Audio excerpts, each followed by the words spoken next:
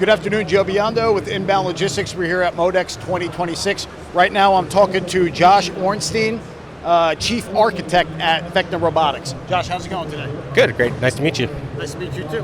Well, Josh, we're going to jump right into it. What would you say your customers are coming to you as their biggest pain point compared to what they were bringing to you 2 years ago? So today I think ROI is definitely one of those big pain points, especially with the change in the economy, with tariffs and whatnot. It's definitely something that has kicked up a level since 2 years ago, and it's definitely part of why we built the CPJ to be low cost and really help to get that ROI for our customers.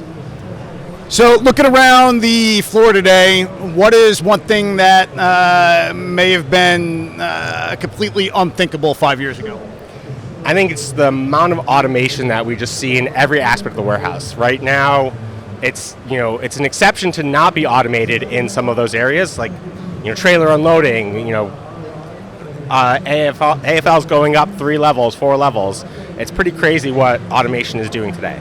So with that in mind, what would you say is the biggest mistake companies are making when they start their digital transformation journey? Sure. I think one of the biggest challenges that we see is that change management aspect as they move into this new world, is that automation is not automating the exact same process that was done manually. It's bringing in a new process to do that automation and making sure that you are ready for that and ready for that change and working with the processes to afford that change to be the best that it can be. So Josh, you guys recently launched CaseFlow Voice, which integrates Lucas Systems Jennifer AI. Why is adding voice to a robot the missing piece for case picking automation? So the case picking is, what we've automated has already produced a lot of more value to the customers, but they have to hold the device, and that's not necessarily as efficient for the pickers. So voice gives them the ability to work hands-free. So they can, or not hands-free, with their hands free. Yes. So they can go and pick the stuff and not have to worry about putting the device down or anything like that. So it makes their interactions a lot more fluid. So you're highlighting up to 2x productivity improvement with CaseFlow overall. For the warehouse managers watching, what are the key drivers behind that gain? And how does voice specifically contribute to improving worker efficiency? So the gain comes from, like I said, automating is different than when you have a person driving a truck through the entire building to go to every location. Now the pickers are kind of generally zoned, and they're picking to robots that are coming to them. So the distance that they have to go between picks is a lot shorter, and that's what drives that productivity. Their LPH, their lines per hour, goes up a lot. What voice does isn't accelerating that a lot, but it makes those picks a lot more efficient.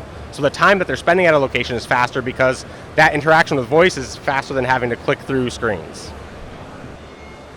As chief architect, you design how these robots and humans stay in sync. How does the Pivotal platform decide which robot meets which human at exactly the right aisle so that no one is standing around waiting? Orchestration is the key part of what we've built. And so we have an orchestration engine that knows exactly where all the robots are, where the pickers are, and where the next picks are happening. And it's constantly calculating the best next picks for that picker to try to get them to meet the robot just in time. So it's not that the robot is necessarily waiting for that long, but definitely we don't want the pickers waiting. So they're going to go to that next robot that's either arriving or that's been waiting for a picker. So we see a lot of tablets and touchscreens here at MODEX. But you're pushing for voice, challenging environments, including cold storage. Why is voice-directed picking a must-have in these conditions? In cold storage, the pickers have to wear gloves. They have to be in an environment that's cold, and having to try to work with a device and you lose dexterity with a glove and whatnot, it's just not as efficient, not as ideal. And so really being able to get that away from them, give them just the voice to have to talk to it and hear what they need to do, gives them the ability to work comfortably in that environment and not worry about having to take their gloves off or anything like that. Labor is the biggest challenge right now, and you mentioned that CaseFlow can cut training time by 50%. How does a new hire go from day one to pro picker using this voice-guided system? So our workflow before voice was meant to be very simple, and voice just does that same workflow. What we also do with Lucas, they have a Coach Connect application that allows a new picker to have a coach talking to them and helping them out so that they learn any of the nuances right away. So it's kind of, you just jump right in and start going, and you pick it up basically as you start working. Well, Josh, I appreciate it. Again, we're here with Vecna Robotics, Joshua Ornstein, Chief Architect at Modex 2026. Thanks so much, Josh. Appreciate it. Listen, thanks a lot. I appreciate it. Yep. You good?